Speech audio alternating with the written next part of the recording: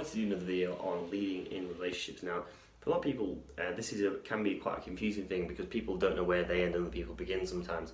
Some people have a very lost sense of self, and not knowing what they are, what they want, and stuff like this, it can make it very difficult to lead because you'll just typically default to what someone else with a higher sense of self wants to do and stuff like this. So, generally speaking, in a relationship, for it to work, there is usually someone who's slightly more dominant and someone slightly more submissive. Now, some people might not like that term. Generally speaking, there's usually one who will take more of a leadership role, the other one will be more the follower. This is what we call sexual polarity, that there is an element of kind of equilibrium or homeostasis within the relationship. What has to occur in order to create a kind of a very positive and very passionate relationship. Now, you can have two neutral roles, but generally speaking, there'll be one that will have a slightly different temperament, generally speaking. So, talking about leading relationships, so this is actually, I would actually view it as more a masculine gift you can give your partner. So from a male orientation, that if you were to do that with your partner, that takes a lot of the burden off the female counterpart, and it allows the man, kind of to give that as a gift to the partner, to organise things, and really to try and actually create a lot of sexual polarity and stuff like this. So what you often notice when this actually happens with the male counterpart, if he's willing to take on his male burden performance, which is what Rollo Tomassi calls it, that you really try and embody what a man can actually do in a relationship and actually lead it to be a very prosperous and healthy relationship. Offering kind of that male leadership can actually activate the female counterpart into kind of more of a feminine and femininity.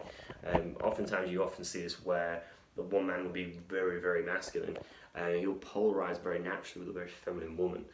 So if we just give an example of that, if you imagine Jason Momoa, for example, which people would argue, he's probably one of the most masculine men on the planet, he would actually naturally very polarised the more feminine woman. So you can imagine someone like Gal Gadot or someone like this, someone with a very naturally very feminine essence. If it was Jim Carrey with Gal Gadot, that would look slightly off. Doesn't have that quite raw masculine energy. Not to say that's bad. It's just his natural temperament. It doesn't seem like it would suit that kind of very feminine woman.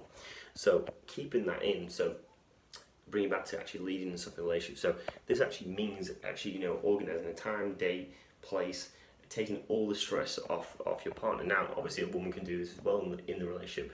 I've actually managed to coach a few guys so far and stuff like this, and asking them, what do they enjoy in a relationship. There are some men who are actually quite, they're very good at setting boundaries. They're very good at being on their purpose, but actually prefer maybe just their female counterpart or their female girlfriend or whatever it is to actually lead and stuff, and that's totally fine as well. So that is actually something you can offer a man. It can be very flexible in the relationship.